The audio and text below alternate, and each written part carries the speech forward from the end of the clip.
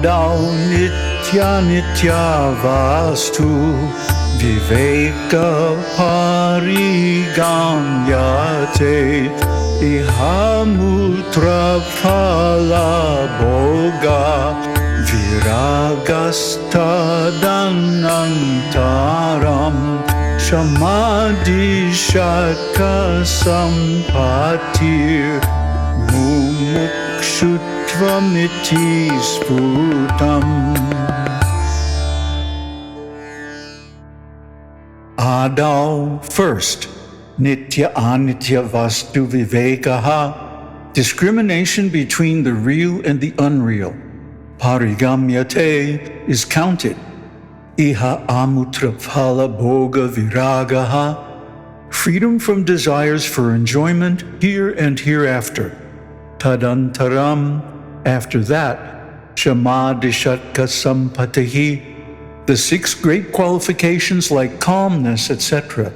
Mumukshutvam, burning desire for liberation. Iti, thus indeed.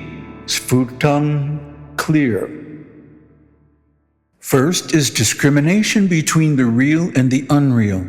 Next comes aversion to the enjoyment of fruits of one's actions, here and hereafter. Next is the six attributes beginning with calmness, and last is clearly the yearning for liberation. Namaste. So these four qualifications are the sadhana chatushtaya, beginning with viveka, discrimination of the real from the unreal. Then vairagya, which is basically sannyasa, renunciation of attachment. Followed by the samadhishatka, the six virtues. Shama, detachment from sense pleasures. Dhamma, withdrawal of the senses, introversion. Uparati, independence of the mind from externals. Titiksha, endurance of all afflictions. Shraddha, confidence in Shastra and Guru. And samadhana, establishment of buddhi in Brahman. And finally, mumukshutva, intense yearning for moksha. Now, these are the textbook qualifications, literally. It doesn't mean that you can't experience a taste of Brahman without them. But if you want to live in Brahman, then you must have all of them. So I know a lot of people don't like this. A lot of people think, well, I am already Brahman, so I should be able to realize Brahman whether I follow these or not. But in practical life, we see if people don't have these, they don't get realized, just as the previous verse said. So why is it that one must have these qualities to realize Brahman? Because one must detach from the material existence. As we come into this teaching, we are still conditioned, thinking the body is the self, thinking that I, the ego, am the real identity, thinking that, oh, I can be angry once in a while, I can be disturbed. Everybody in Kali Yuga is disturbed, mostly by their own passions. So one has to give up passion in general and give it up fully, without any holdovers, without any little patches of attachment left. Because passion comes from attachment. It comes from the desires of the senses and thinking that in order to live, I have to do these things. But it's not true. That's part of the illusion. That passion is what leads us into sinful activity and a generation of bad karma. And because of that, we have to suffer. So even though we may think we're enjoying while we're being passionate, actually it's the reverse. We're setting ourselves up for a long period of suffering afterwards. We have to learn these things. We have to become convinced that the Shastra is correct. And really the only way to do that is to try it and see what an improvement of quality of life we get from it.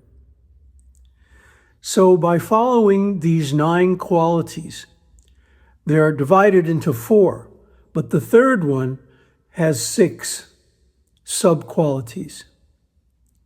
The virtues. Why are they called virtues?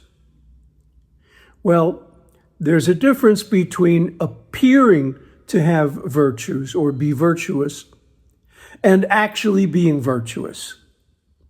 And what is the difference? Appearing to be virtuous is on the surface. It's an act. It's a presentation. It's a showing other people that we're a good person.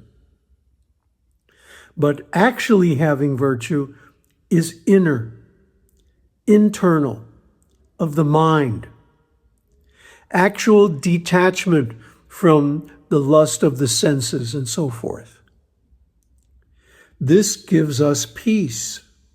And we'll see as we go through these that each one leads to the next. And we can't really have it without all the predecessors. For example, vairagya, renunciation, happens because we see all the shortcomings of this material world. That's discrimination. We discriminate the real, Brahman, from the unreal, the manifested manifold. And we see that actually the manifestation is ugly. It's nasty. And it contains all kinds of suffering. Whereas when we renounce it all, we're free.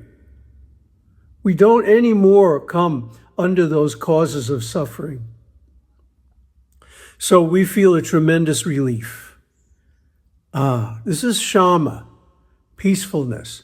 Then dhamma, withdrawal of the senses from their objects. Because we see that these sense engagements give us nothing but disturbance and suffering. So let me withdraw into Brahman. And from that comes the next one, uparati, independence of the mind from the externals. We have within us a whole world, a bigger world than the world outside. So why shouldn't we enjoy it? Why shouldn't we relish it and engage in it and remain in it as much as possible? This is the great pleasure of the renunciant. That naturally leads to titiksha, the ability to tolerate all kinds of problems, suffering of the external world without being disturbed, without being willing to lift so much as a finger to stop it. Just like recently I caught a cold after my return from India. And did I go to the doctor and run and get antibiotics and this and that? No. I took some simple natural remedies, that's all, and let it pass. Because it will pass.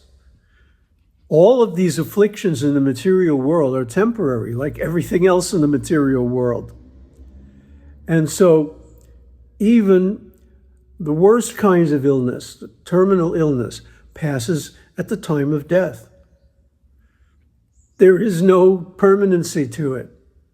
It's not fully real. None of it is. The whole material manifestation is basically an illusion because it's temporary. So what's the difference between the so-called waking consciousness and dreams?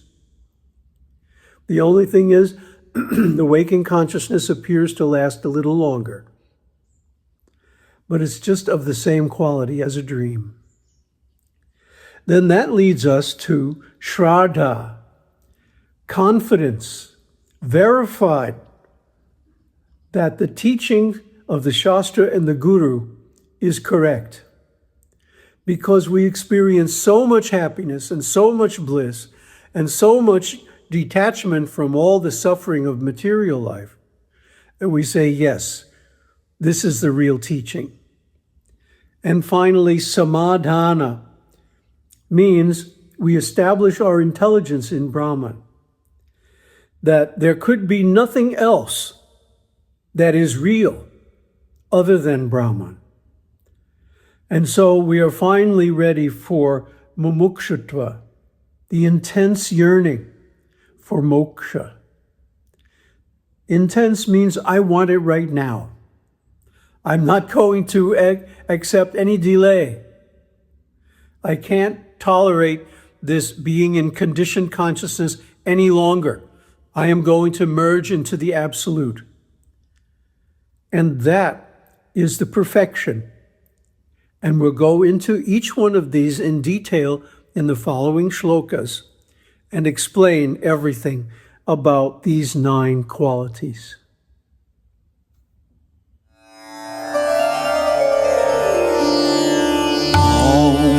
Tat Sat, Om Shakti Om.